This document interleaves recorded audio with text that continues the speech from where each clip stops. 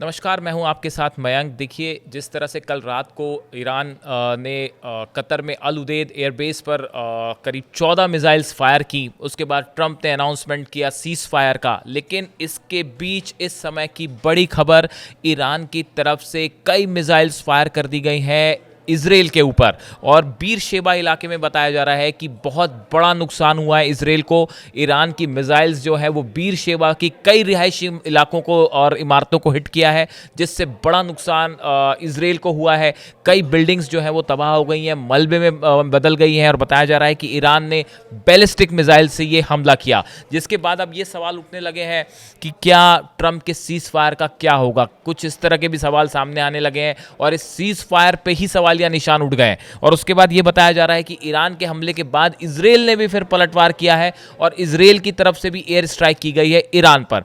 इस समय फिलहाल जो हालात हैं, इन हालात में फिलहाल सीज फायर आगे चल पाएगा नहीं चल पाएगा, क्या डेवलपमेंट होगा, ये इसके लिए अभी कुछ वक्त चाहिए होगा। ये बहुत जल्दी होगा ये कहना कि ईरान और इजराइल के बीच सीज फायर हो गया है, और खासकर ट्रंप के कहने के बाद, ट्रंप जो कह रहे हैं, क्या वो उस बात पे विश्वास किया जाए या ना किया जाए, इस पे अभी जरा टाइम लेना चाहिए इस पूरी बात को लेके।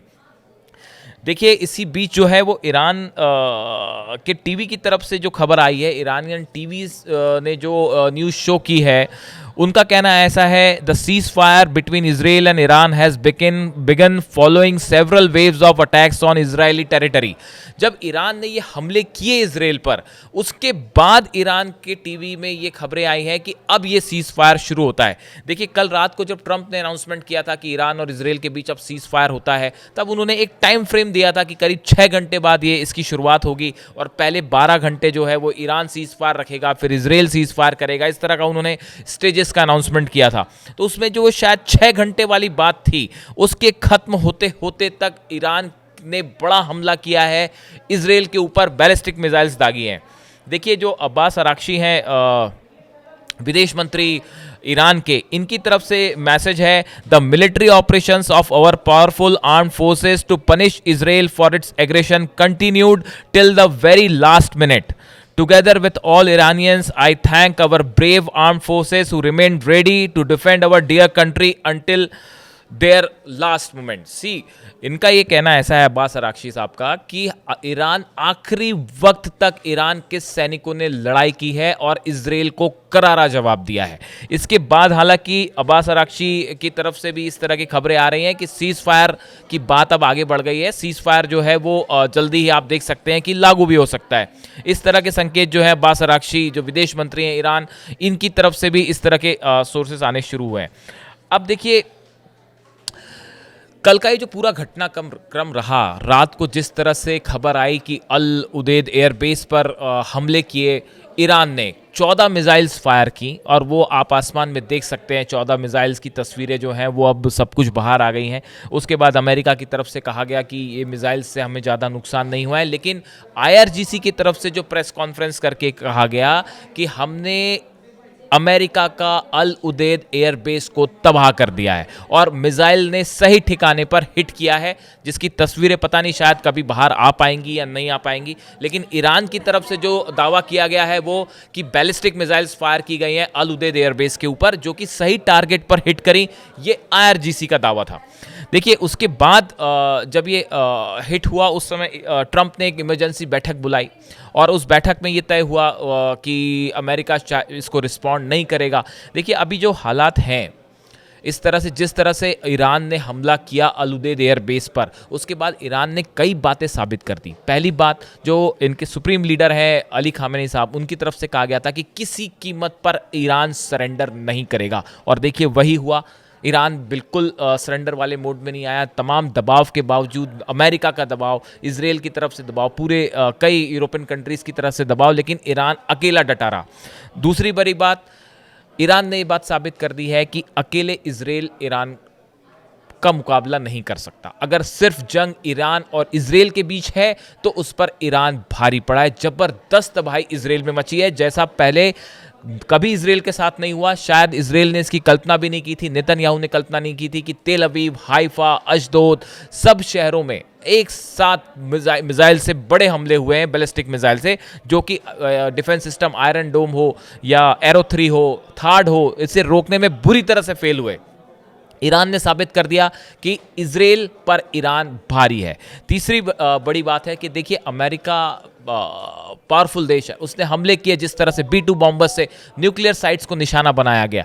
उसके बाद इस जंग में एक निर्णायक मोड़ आया, लेकिन ईरान उसके बाद भी न डरा न झुका। ईरान की तरफ से कहा गया कि भाई हम अमेरिका को भी जवाब देंगे, और देखिए वैसे ही हुआ।